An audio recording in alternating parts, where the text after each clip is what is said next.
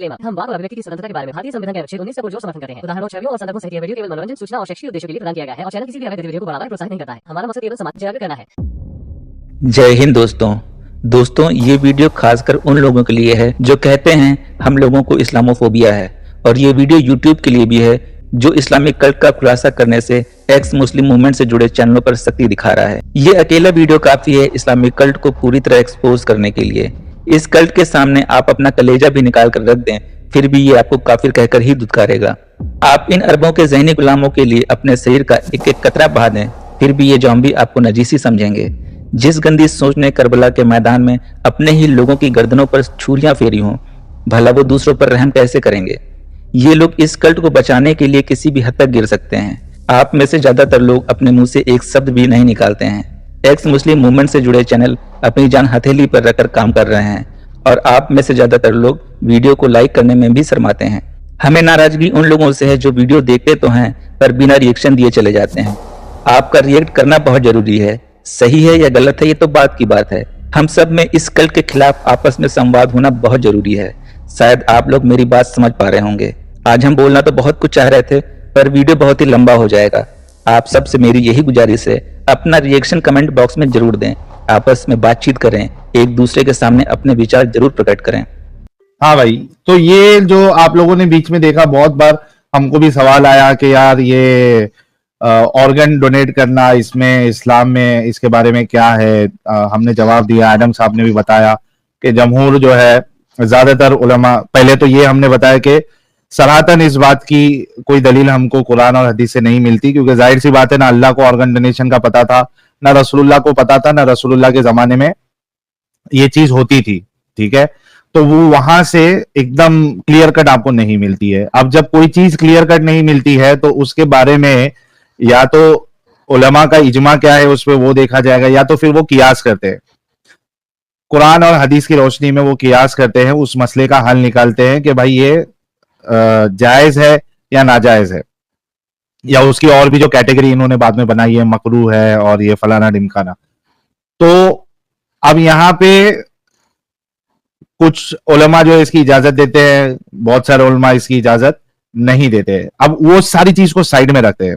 आप बताइए कि जिसका हार्ट ट्रांसप्लांट हुआ, एक हिंदू का, एक हिंदुस्तानी का हार्ट ट्रांसप्लांट हुआ, एक लड़की की जान बच गई, इस पे खुश होना चाहिए एक इंसान को, लेकिन नहीं, मुसलमान हजरात जो है वो खुश नहीं होते, क्योंकि उनका इस्लाम इस चीज की उनको इजाजत नहीं देता, उनकी सोच छोटी करके रखता है, और वो सोच ऐसे इंटरव्यूज से हमारे सामने आते हैं। देखिए, सवाल देखिए, और ये जो चीचा है अपने आप को जो तालिबे इल्म कह रहे हैं, इनका जवाब सुनते हैं जी।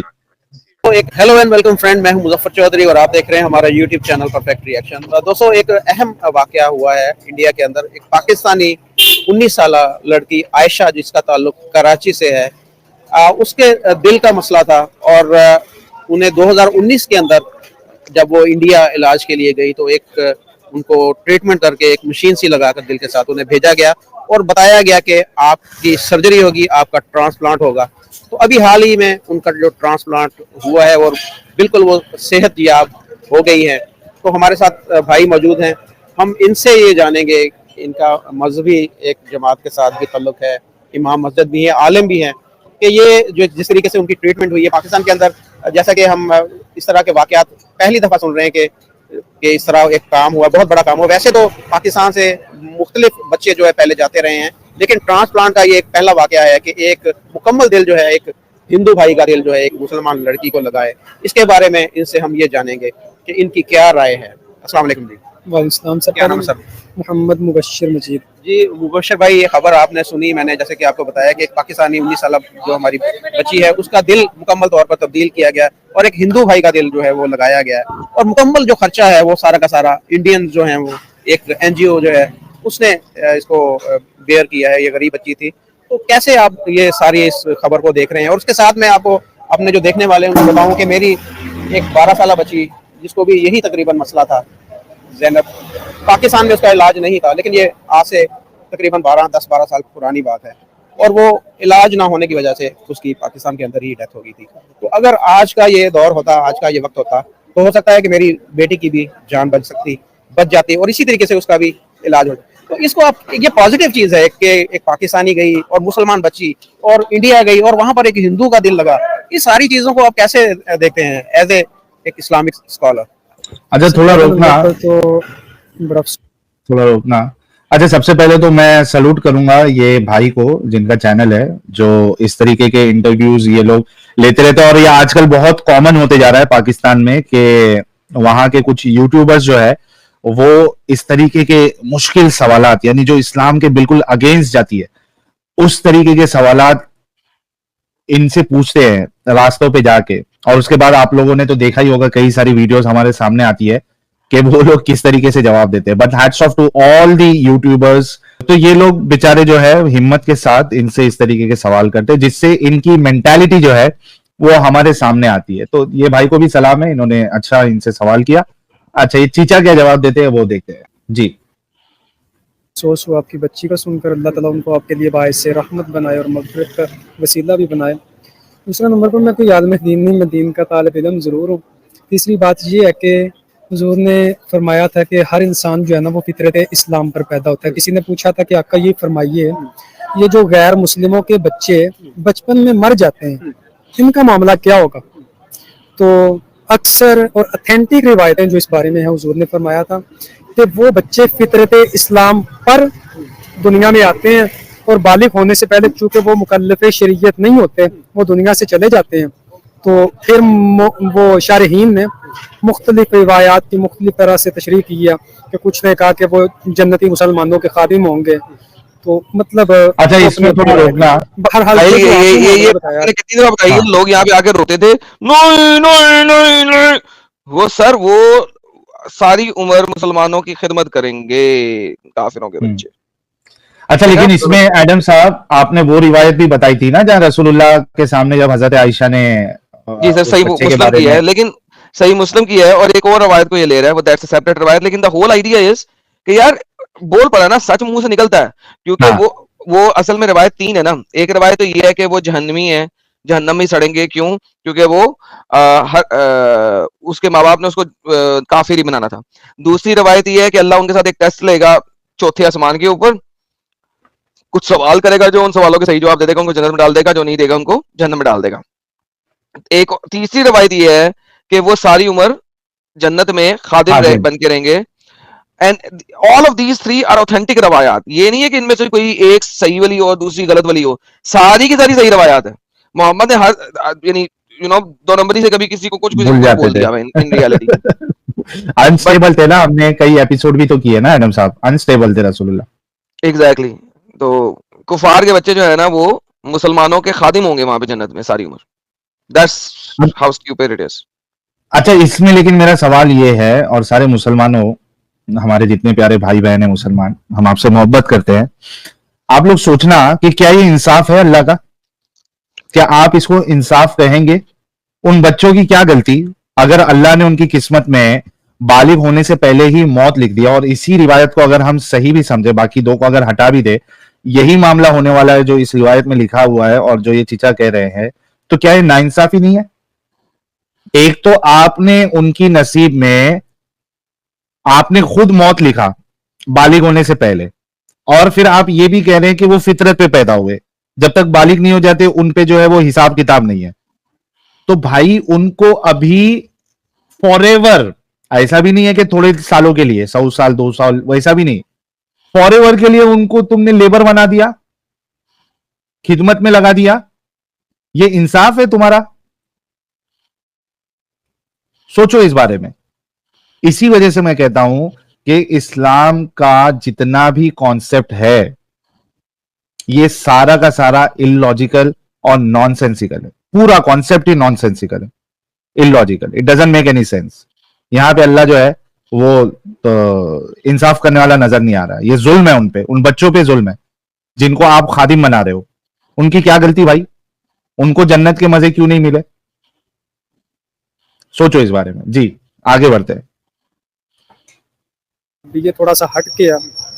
इसी रिवायत को मद्देनजर रखते हुए अगर देखा जाए, एक हिंदू बंदा था जो इसकी डेथ हो गई। उसका दिल निकाल कर एक मुसलमान बच्ची के सीने में डाल दिया गया। दिल तो अभी भी धड़क रहा है, उसको सवाब मिलेगा उस हिंदू भाई को। अब मैं इसी हाय पर बात हाय करना हाय चाह रहा हाय। हूँ। अब देखें कि वो अगर दिल किसी हिंदू का था तो ये एक मुसलमान की एक हिसाब से शहादत भी है कि उसने एक हिंदू दिल को भी रब के सामने झुका दिया। वो मुसलमान है वो बच्ची, उसने एक ऐसे दिल को रब के सामने झुका दिया जो किसी बुतों के सामने झुकने वाले के सीने में था।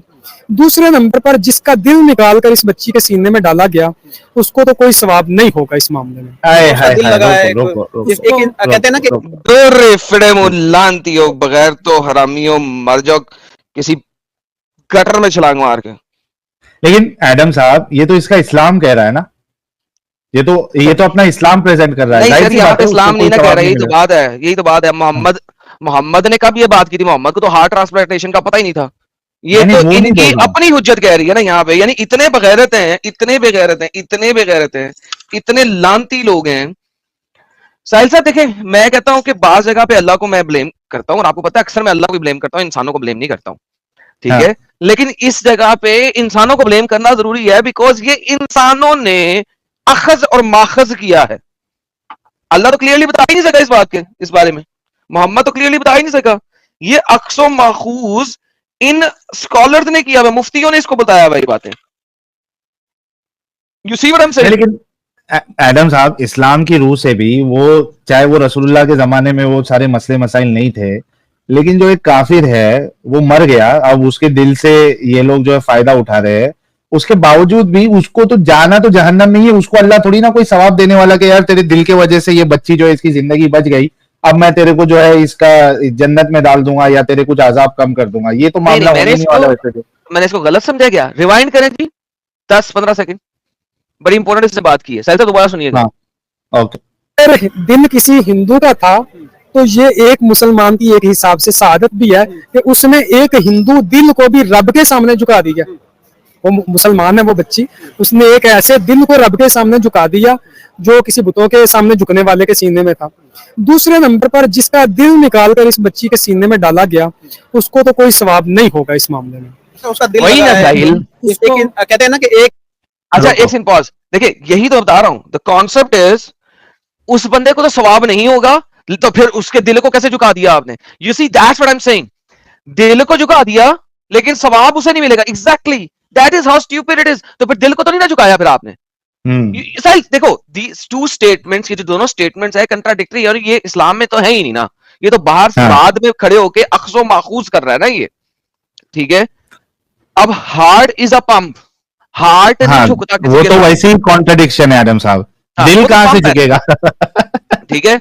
अच्छा पहले, अगर पहले में दिल झुका दिया है तो भाई फिर उसको सवाबे जारिया जाना चाहिए। फिर जो सवाबे जारिया है वो क्या होता है यार, कि भाई मरने के बाद उस मरने वाले के लिए आपने पानी की टूटी लगा दी है, इससे आपको जारिया सवाब मिल रहा है मरने वाले को, ठीक है।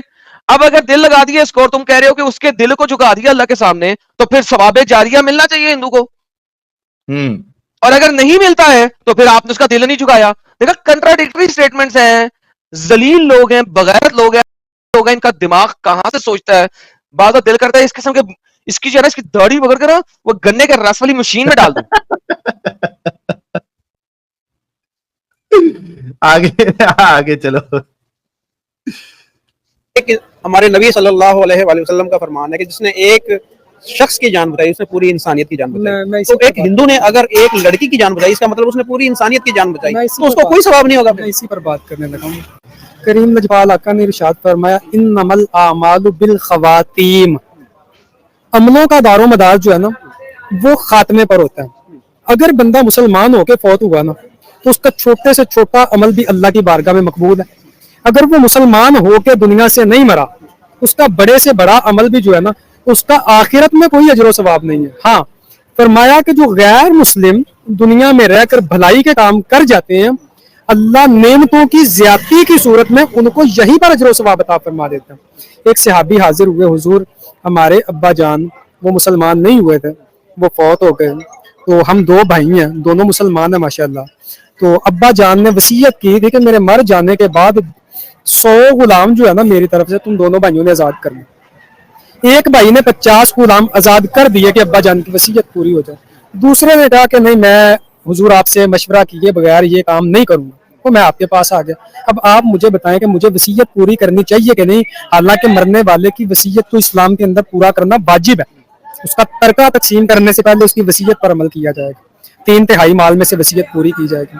हुजूर मुस्कुरा के फरमाने लगे कि अगर तेरा बाप मुसलमान होके मरता ना, हाय तो हाय। उसके लिए कुछ छोटी चीज भी सदका करता तो उसको उसका फायदा होता। अब वो मुसलमान होके नहीं मरा, उसके लिए कोई भी अमल किया जाए उसको कोई फायदा नहीं पहुंचाएगा। तो ईमान हाय हाय। के साथ अच्छा इसमें खात्मा अभी देखिए हो जाए। आनंद साहब, अच्छा कंप्लीट करो फिर मैं एक चीज बोलता हूँ। छोटे से छोटा अमल भी काबिल कबूल है। अगर बंदा हालत ईमान में नहीं मरा, किसी और हालत में मरा, तो चाहे उसने पूरी दुनिया के लिए बहुत सारे नेक काम क्यों ना क्यों, फल ये रिफाई आमा के लोगों की फलाह के लिए कितने बड़े बड़े कारनामे क्यों सर अंजाम ना दिए हो, उसको उसका जो भी फायदा होगा दुनिया में हो जाएगा। अल्लाह फरमाता है कि काफिरों का आखिरत में कोई हिस्सा ही नहीं। हाय हाय हाय हाय हाय। काफिरों का आखिरत में कोई हिस्सा ही नहीं है। अच्छा दूसरी बात देखो, ये पता नहीं कौन सी हदीस से ये वाकया लेके आया ये है बुखारी मुस्लिम कि की मुत्तफिक अलैह है, इन्नमल अमालु काफिर, बिन्नियातिहिम। नहीं वो नहीं एडम साहब, इसने जो वाकया बताया ना, काफिर बाप था, 100 गुलाम थे, 2 भाई थे, 50-50 आजाद करने को कहा, एक ने 50 कर दिया, दूसरा रसूलुल्लाह के पास गया कि मैं कर दूं क्या। रसूलुल्लाह कहते क्या होगा उससे करके, उसको कोई सवाब ही नहीं मिलेगा, तेरा बाप मुस्लिम ही नहीं था। एग्जैक्टली। सो अब ये कहानी कहां से ली है, एक सेपरेट चीज है, लेकिन सवाब नहीं मिलेगा ये हाँ, एक जो क्लियर बोल चीज रहा है। हाँ, सवाब नहीं मिलेगा ये एक क्लियर चीज है, और ये बिल्कुल सही है। इस्लामिक शरा के मुताबिक हम जब बोलते हैं साहिल कि अगर आपने शिरक किया है, यानी कि आप मुसलमान नहीं मरे हो, ठीक है, तो there is nothing in the world that you did will you benefit you, क्योंकि अल्लाह ने उसको मानना ही नहीं है, फुल स्टॉप। भाई करते रहो अच्छे काम। इस्लाम में अच्छे काम से आपको जन्नत जहन्नम नहीं मिल रही, इस्लाम में इस्लामिक कामों की वजह से जन्नत जहन्नम मिल रही है। दोस्तों कुछ लोगों को मेरा वीडियो के बीच में बोलना अच्छा नहीं लगता, पर यहाँ पर मैं बोले बिना नहीं रह सकता। इन लोगों की घटिया और जाहिलियत भरी बातें सुनकर जब तक हम सब शांत रहेंगे तब तक ये लोग ऐसे ही पूरी दुनिया पर हावी बने रहेंगे। हमें इन पर चोट नहीं करनी है, इनकी घटिया सोच पर चोट करनी है। इनसे आर्गुमेंट करो, इनसे सवाल करो, इनको इनकी ही किताबों को तर्जुमे के साथ पढ़ने पर मजबूर कर दो। आप विश्वास कीजिए, इस कल्ट में फंसे युवा वर्ग ने किताबों को तर्जुमे के साथ जिस दिन पढ़ना शुरू कर दिया, सब के सब इस कल्ट को छोड़ने पर मजबूर हो जाएंगे। और ये बात इनके आलिम भी अच्छी तरह जानते हैं, इसीलिए उन्हें ऐसा करने से मना करते हैं। बहुत जबरदस्त। और ये दूसरी बात चीज तो ये जो क्लियर मैडम है, साहब, ये बात क्लियर है यार। और बहुत यार, बंदे एटलीस्ट पाकिस्तानी है ना, और वो हाँ। मुर्तिदों के सामने नहीं खड़ा, तो मेरा तो दबा के उसने सच बोला। ये सच हमारे रज चैनल के पे ये सच लोग बोला है। बोल ही नहीं सकते। रज के सच बोल रहा है। अच्छा लेकिन इस वाक्य से ये भी समझ में आता है कि ये कहां से लिया, वी डोंट नो दी वाक्य, लेकिन अगर इसके हिसाब से भी इस वाक्य को लिया जाए तो यहाँ पे जो 50 गुलाम आजाद करने थे उसके बाप के वसीयत के हिसाब से, तो रसूलुल्लाह ने वो रुकवा दिया। रसूलुल्लाह कह रहे उसको सवाब ही नहीं मिलेगा, क्या करेगा करके। तो रसूल ने तो तो जो गुलाम कहते हैं, आजाद मुसलमानों के भी रुकवा दिए थे। सही मुस्लिम, बुखारी, हाँ सुना भी, दाऊद, तिरमिदी, सब जगह पे लिखा है, बस तो मुसलमानों के आजाद किए हुए गुलामों को रुकवा दिया था, बाकी तो दूर की बात है। और एक पॉइंट ये है कि इसने जो हमारे रिपोर्टर भाई ने सवाल मतलब बात रखी, क्योंकि वो बेचारों को एले चॉइस बन के चलना पड़ता है, उनकी भी मजबूरी है, वरना उनको ये जीने नहीं देंगे। तो उन्होंने कहा कि यार तो अल्लाह तो कहता है कि जिसने एक जान बचाई उसने सारी इंसानियत की जान बचाई। अच्छा इन्होंने जो जवाब दिया है उससे ये समझ में आता है कि ये जो एक जान बचाई है, अगर इसके जवाब के हिसाब से चले तो ये बचाने जो वाला भी आयत मुस्लिम तो होना ये चाहिए और बचाने वाला भी मुस्लिम होना चाहिए। हाँ, कि जिसने जान बचाई वो मुसलमान होना चाहिए, तो उसने इंसानियत की जान बचाई और उसको फिर आखिरत में अजर मिलेगा। वो अगर नॉन मोमिन है तो उसको कोई अजर नहीं है आखिरत में, फिर ये चीज नहीं रज के बैठेगी सच उससे। बोला यार इस बंदे को, रज रज के सच बोलने पे चुम्मी और इतनी बेगैरती को मानने पे सुसु। लेकिन इसको लिटा के इसके ऊपर सुसु करना चाहिए सुन, लेकिन चलो। अच्छा यहाँ इसने एक आगे बात और बोली थी कि जो ये काफिर है उनके नेक अमाल के अल्लाह इसी जन्म में उनको दे देगा कुछ ना कुछ। कोई नहीं लेकिन वो देगा, बच्चा तो नहीं, वो जो कोई नहीं बच्चे का देगा। हार्ट ट्रांसप्लांट हुआ है वो तो बेचारा पहले ऑलरेडी फौत हो चुका, तो उसको क्या कुछ देगा अल्लाह यहाँ पर? कुछ नहीं है। हाँ, ये भी आपकी बात एक्चुअली सही है कि वो तो मर गया, अभी मरने के बाद किया है, तो अब आगे क्या उसका बदला देगा अल्लाह, वो तो मर चुका है।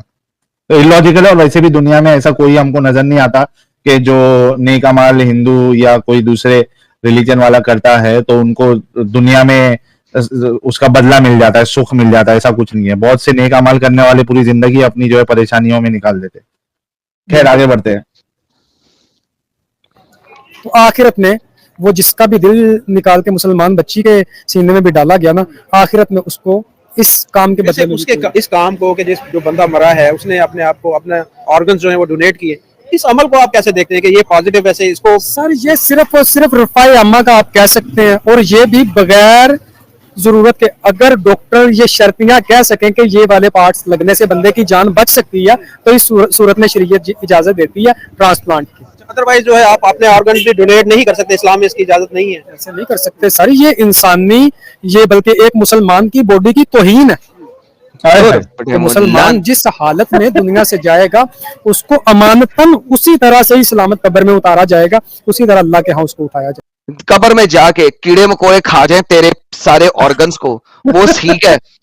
कीड़े पड़े तेरी कब्र में वो तो पड़ने ही है बगैरता। तो लानती हो बजाय इसके लोगों को दे जाओ, फिर ही मुंह तुम लोगों पे बगैर तो हराम दियो। क्या यार मत लगा यार, वो लगा ओरिजिनल हराम दिया। बकवास बंद कर कुत्तिया, हराम दिया, खनजीरा, लानतिया, दलिया, बगैरता, जानवर हराम दिया, प्योर हराम दिया, ओरिजिनल हराम दिया। ये है तू लानती बगैरत। हमारी अमानत अमानत कीड़े खा जाए, अमानत को कीड़े खा जाए वो ठीक है, गल सर जाए वो ठीक है, बिच्छू खाए वो ठीक है, छिपकलियां खाएं वो ठीक है, किसी बंदे को ना लग जाए। लानती हो, ह्यूमैनिटी के नाम पे धब्बा हो तुम लोग। सॉरी यार, टेम्परामेंट खराब हो रहा है मेरा। नहीं, इनके ऊपर गुस्सा निकालना जरूरी है एडम साहब। अच्छा, ये जो ये कह रहा है आगे जाके देखना और बकवास करेगा ये ब्लड डोनेशन के बारे में। अभी मजीद बकवास करनी है इसने। अरे वो तो, और ब्लड डोनेशन का तो सुनो जरा उसकी बात। चलो पहले ब्लड डोनेशन का भी देख लेते, लगाओ। उसी तरह अल्लाह के यहाँ उसको उठाया जाएगा। इस तरह फिर ब्लड जो हम देते हैं एक दूसरे को, ये भी जायज है इस्लाम के अंदर? बगैर जरूरत के ब्लड देना भी जायज नहीं है। और ये बहुत सारे नौजवानों को मैं देखता हूँ, ये टीमें बनी हुई हैं और वो कारे खैर समझ के हम सवाब का काम पता नहीं कर रहे हैं। थैलीसीमिया के मरीज हैं, बच्चे हैं छोटे छोटे, और इस तरह के जिनको हर वीक या 10 दिन 15 दिन बाद ब्लड लगना होता है, तो उनके लिए एडवांस से वो निकाल के रख लेते हैं ना, ताकि रिक्वेस्ट करने लगा हूँ कि अगर तो कहीं पर ऐसी सिचुएशन क्रिएट हो जाती है तो ऐसे में तो वो गुंजाइश निकल जाती है कि देने वाले के लिए अल्लाह के यहाँ कुछ ना कुछ मामला इसका होगा। अदरवाइज अगर बगैर जरूरत बाज़ औक़ात आप देखते हैं डिलीवरी केसेस होते हैं हॉस्पिटल के अंदर, ब्लड लगता भी नहीं है, डॉक्टर दो बोतलें एडवांस में बनवा के रखने जायज नहीं है, बिल्कुल भी जायज नहीं है सर। यार कितने पेशेंट बचता ही ना हो फिर लगा सकते हैं, अदरवाइज नहीं लग सकता। 6,800 लोग बैठे हैं यार, सारे के सारे लोग अभी के अभी जो दुआ करता है वो दुआ करे, जो प्रार्थना करता है वो प्रार्थना करे, और जो कुछ और करता है वो करे। सब लोग मिलके दुआ करो कि इस बंदे को मजबूरी हुए, इसको ब्लड लगना हुए, और रन टाइम पे जिस हॉस्पिटल में जाए वहां पे इसका ब्लड ग्रुप अवेलेबल ना होए, और रन टाइम पे बंदे ढूंढे इसकी फैमिली वाले, और रन टाइम पे बंदा ना मिले, और ये तड़प तड़प के इसी वजह से मरे कि उस हॉस्पिटल के ब्लड बैंक में इसके अकाउंट का ब्लड ना हो। अल्हम्दुलिल्लाह सब लोग ये दुआ मांगे कि इसको पता लगे कि प्रीएम्प्टिवली ब्लड डोनेट करके ब्लड बैंक में रखना कितना जरूरी है। तो लिहाजा सब लोग इसके लिए दुआ करें, प्रार्थना वाले प्रार्थना करें, और जितने लोग एथियस्ट हैं वो पता नहीं जो भी करना चाहते हैं वो करें, बट करें ताकि इसको पता लगे कि ब्लड डोनेशन और ब्लड बैंक में ब्लड बॉटल्स होना कितना जरूरी है। तो इसको तब पता लगेगा, लेकिन फिर ये खुद मर जाएगा, इसको कैसे पता लगेगा? तो कोशिश करें कि इसको पता लगे, और ये नहीं तो कम से कम इसकी फैमिली में से किसी के साथ मुसीबत आए और ये उस अपनी फैमिली मेंबर के लिए कुत्तों की तरह भागे रन टाइम पे, और वो वाला ब्लड ग्रुप ना मिले इसको। आमीन सुम आमीन। बगैरत हरामी। आगे ब्लड बेचने का ही बता रहा है, बोला डॉक्टर ब्लड बेचते हैं ज्यादा होने से। अच्छा, लेकिन इसमें मैं भी एक चीज कहना चाहूंगा कि ये लोग इतने इतने इतने दिमागी अपन कैसे हो सकते हैं यार? एडम साहब ने तो कवर कर लिया है, लेकिन मैं सिर्फ इसमें ये ऐड करना चाहता हूं, वही बात है एक्चुअली, कि भाई एडवांस में जो ब्लड निकाला जा रहा है वो क्यों निकाला जा रहा है? ब्लड बैंक का सिस्टम क्यों है? यार तुम लोग इतने पागल, इतने जहनी अपंग, दिमागी अपंग हो, इस वजह से ब्लड डोनेशन किया जाता है। उसमें ये नहीं है कि अभी का अभी कोई पेशेंट को जरूरत है, वो ब्लड बैंक में सेव होता है भाई, और वो जरूरत पड़ने पे ही लगता है। You know how many people get saved because of blood banks? पुराने जमाने में लोग इसलिए मर जाते थे कि ब्लड बैंक्स नहीं थे, रन टाइम पे निकालना पड़ता था। Now because we have blood banks जिनमें एक खास टेम्परेचर के ऊपर ब्लड को प्रिजर्व कर लिया जाता है for a few weeks, that is why you save a lot of main, female, whatever, accidents, ये वो सारे। यार ये इन लोगों को समझ नहीं आएगी जब तक इनका अपना जानने वाला इस मुसीबत में ना फंसा हो और इनको ब्लड के लिए दौड़ना ना पड़े कुत्ते की तरह। और जिस वक्त ये प्रॉब्लम आती है ना सर, बंदा जो है ना लाखों रुपए देने को तैयार होता है किसी तरीके से ब्लड मिल जाए। हाँ। और ये वो एडम साहब ये बताइए, एक जो सेहतमंद इंसान है, क्या डॉक्टर चाह के भी उसको एडिशनली बाहर से ब्लड लगा सकता है? नहीं लगा सकता। और एक सेहतमंद इंसान है जिसके अंदर ब्लड सही बन रहा है, बाज दफा यू हैव टू डोनेट। पुराने जमाने में चूंके लगाई जाती थी और ब्लड डोनेट करने से कोई आपको मर नहीं जाते हैं आप। मैंने exactly. हाँ, सुई बहुत बड़ी होती है जिससे आप ब्लड निकालते हैं, because they don't want to break the cells, blood cells. तो नॉर्मल सुई की निस्बत जरा मोटी सुई होती है वो, but it is very common to do that. तो भाई ब्लड जो है ना, वो साहिल, ब्लड देने को मुझे तो चक्कर भी नहीं है। लोग तो चक्कर आ जाते हैं, ये मैं बड़ा यार बड़ा टुनो होऊंगा, मैं सबको नहीं आती मजा आराम से। आएगा। वो जूस भी मिला मुझे, बिस्किट भी मिला, लेकिन वो कुछ भी सीधा खड़ा हो गया एकदम ठा करके, हो गया की होया अच्छा देता ब्लड, पता भी नहीं लगा। लेकिन ये गधे को ये समझना चाहिए कि डॉक्टर जो है वो ब्लड के मामले में दो नंबरी नहीं कर सकते। यानी कोई पेशेंट ऑलरेडी जिसको ब्लड की जरूरत नहीं है, उसको एक्स्ट्रा पैसे उनके फैमिली वालों से लेके डॉक्टर उसको एडिशनल ब्लड नहीं लगा सकता भाई। ब्लड जरूरत पे ही लगेगा, विदाउट जरूरत आप एडिशनल ब्लड नहीं डाल सकते किसी के बॉडी में। ये गधों को इतनी अक्ल नहीं है, जब जरूरत पड़ेगी तब देना है। एडिशनल ब्लड तो लग ही नहीं सकता साहिल भाई, क्योंकि वो ज्यादातर तो ब्लड बैंक बड़े हॉस्पिटल्स में होता है। अदरवाइज तो पेशेंट की फैमिली को ही कहते हैं ब्लड अरेंज करो जाके ब्लड बैंक से। एंड दूसरा जो थैलेसीमिया के पेशेंट्स है ना, आई एम सॉरी सिस्टर, उनको तो साहिल डिपेंड करता है कि उसका किस लेवल का है। थैलेसीमिया के भी लेवल्स होते हैं, right? And there is a level जहां पे आपको महीने में एक लगेगी, then there is a level जहां पे आपको हफ्ते में 2 बोतलें लगनी।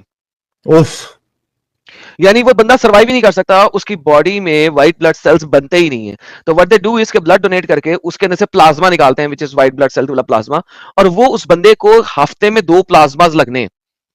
अब आ गई है कुछ मेडिसिन, इंजेक्शंस, जिसकी वजह से प्लाज्मा की इंसर्शन जो है ना रिड्यूस कर दिया उन्होंने, कि चलो यार हफ्ते में 1 लग जाएगी या 2 हफ्ते में 1 लग जाएगी, and in the mean time वो इंजेक्शंस लगा लेगा अपने आप को। मगर पुराने जमाने में जब तक ये आर्टिफिशियल इंजेक्शंस नहीं आए थे थैलेसीमिया के पेशेंट्स के लिए, people had to go and get blood inserted in their body at least twice a week sometimes. That's a reality, man. बिल्कुल ऐसा ही है। और ये पाकिस्तान में बहुत थैलेसीमिया के बच्चे हैं, क्योंकि अगर माइनर थैलेसीमिया के पेरेंट्स हैं तो वो मेजर थैलेसीमिया होता है, और ये ज्यादा कजन मैरिजेस में ये सब प्रॉब्लम आती है, जो कि एक और बड़ी आयरनी है पाकिस्तान में। उसको अल्लाह की मर्जी बोल के ये लोग जो है वो खा लेते हैं ना। जी जी। अब ये नहीं कि वो ये नहीं कि उससे बाहर निकले, शादी कम करे और बोले कि ये अल्लाह ने गलत बताया है, नहीं, वो खा लेते हैं ये बात। तो साहिल भाई, अभी इसलिए मिडिल ईस्टर्न कंट्रीज अब वो जरा समझदार हो गई हैं, तो वो लोग पहले शादी से पहले टेस्ट कुछ करवाते हैं, मेन टेस्ट, उसमें ये टेस्ट भी शामिल होता है कपल का। तो वो शादी अलाउ नहीं करते हैं अगर थैलेसीमिया हो दोनों कपल में से, दोनों को हो अगर तो। इनके अल्लाह को तो ये सारी चीजें पता ही नहीं थी। जी आनम साहब, आप कुछ कह रहे थे? नहीं यार, कुछ नहीं कह रहा। अरे खोल दो, दिल का हाल बताओ। छोड़ यार। साहिल भाई, मैं दिल का हाल बताता हूँ आपको। जी जी, अब्दुल्ला साहब ऐड करिए, आप क्या कहना चाहते हैं? एक बार एक मेरे रिलेटिव को मैं ब्लड डोनेशन के लिए ले गया था। एक्चुअली किसी हमारे मतलब बिजनेस कम्युनिटी के एक नॉन मुस्लिम की कार्डियोथोरेसिक सर्जरी थी उसकी, बोले तो बाईपास सर्जरी थी उसकी। तो उस बंदे को मैं लेके गया, उसको मालूम नहीं था कि मैं जिसको ब्लड डोनेट करने के लिए ले जा रहा हूँ वो नॉन मुस्लिम है। और ब्लड ग्रुप भी थोड़ा शायद ए नेगेटिव या ए पॉजिटिव ऐसा था जो कि अवेलेबल नहीं था रेडियली। तो जब उसको मालूम पड़ा हॉस्पिटल जाके कि जिसको ब्लड डोनेट करना है वो नॉन मुस्लिम है, हाँ, उसने रिफ्यूज कर दिया मुझे। उसने बोला कि मैं किसी भी बुत परस्त को ब्लड डोनेट नहीं करूंगा। और फिर बोलता है बोले कि जिस शख्स को ब्लड देना था उसकी एज अराउंड 60-65 के करीब थी, तो बोले जी के क्या करेगा यार, बोले ये भी है, any refuse to donate the blood, तो चले गया वो। तो ये मेंटेलिटी है। And I am talking about, अरे मेरे रिलेटिव की बात कर रहा हूँ साहिल भाई, और वो जिस फैमिलीज हैं that is highly educated family. Educated लोगों का ये हाल है। तो खैर हम तो कहते हैं ना, वो जब इस्लाम की बात है तो एजुकेटेड और नॉन एजुकेटेड से कोई फर्क नहीं पड़ता। हाँ सही बात है, ये सारे दिमागी अपंग होते हैं। तो खैर इसको खत्म करते हैं, आगे बस यही सारी बातें हैं। दोस्तों, आपने अभी तक हमारे चैनल को सब्सक्राइब नहीं किया है तो प्लीज कर लें, साथ में बेल बटन भी दबा दें जिससे हमारी आने वाली वीडियो लगातार आप तक पहुंचती रहे। वीडियो अच्छी लगे हो तो लाइक, शेयर और कमेंट जरूर करें। इस्लामिक कल्ट से बचें, अपना ख्याल रखें। जय हिंद, वंदे मातरम।